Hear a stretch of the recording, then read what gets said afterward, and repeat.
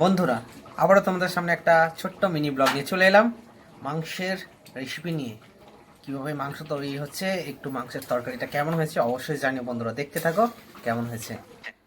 প্রথমে গ্যাসেতে কড়াই চাপাবে, গরম গরম তেল, তেলেতে একটু তেজপাতা দিয়ে দেওয়া হবে, তারপরে পেঁয়াজ, কাঁচা পেঁয়াজ, ঠিক আছে, কাঁচা পেঁয়াজটা দিয়ে দেওয়া হবে, কাঁচা লঙ্কা দিয়ে দিতে হবে, দেওয়ার পরে একটু নাড়াচাড়া করতে হবে, ভালো করে নাড়াচাড়া করতে হবে। তো দেখতে থাকো বন্ধুরা, কেমন হয় অবশ্যই জানিও। আমার তো ভিডিও করতে করতেই জিভ থেকে লাল পড়ে যাচ্ছে। তো একটু নাড়াচাড়া করবে, পেঁয়াজটাকে ভালো করে ভেজে নিতে হবে। খুব সুন্দর লাগছে দেখতে। তারপরে এই হচ্ছে আমাদের চিকেন, ধুয়ে নিয়ে রাখা আছে।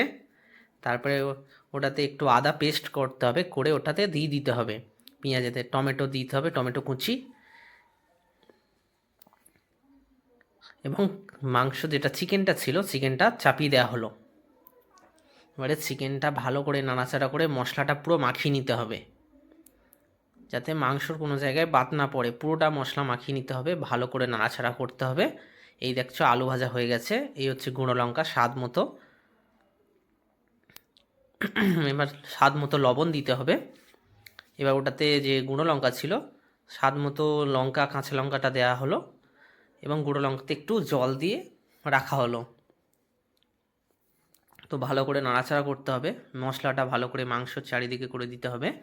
তারপরে গুঁড়ো লঙ্কাটা দিয়ে দেওয়া হবে।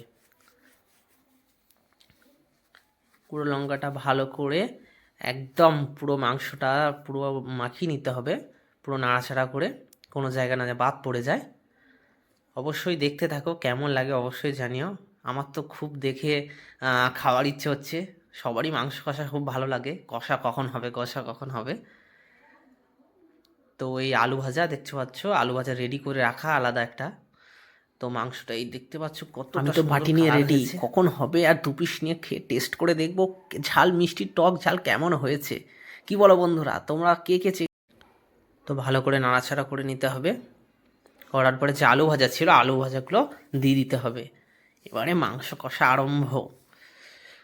তো মাংস কষা চলছে, পুরো মশলা একদম দেখতে পাচ্ছ একদম ছড়াছড়া হয়ে গেছে। একটু স্বাদ মতো চিনি দিয়ে দেওয়া হচ্ছে, যাতে একটু ঝাল টক ঝাল মিষ্টি একটু স্বাদ মতো চিনি দেওয়া হলো।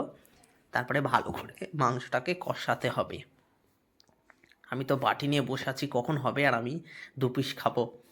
তো দেখতে পাচ্ছ প্রায় হয়ে এসছে। তো গরম জল পাশে কড়াই ছিল একটা কড়াইতে, তো গরম জলটা দিয়ে দেওয়া হলো। আমি তো মাংসের দিকে খাচ্ছি, কষা মাংস। তো স্বাদ মতো জল দিয়ে একটু নাড়াচাড়া করে নিতে হবে। তো প্রায় আমাদের মাংস হয়ে এসছে দেখতে পাচ্ছ। এবার গরম মশলাটা দিয়ে দেওয়া হলো, একদম রেডি হয়ে এসছে আমাদের মাংস। তো কেমন হয়েছে ভিডিওটা অবশ্যই জানিও তোমরা, কেমন হয়েছে। Tata, bye bye.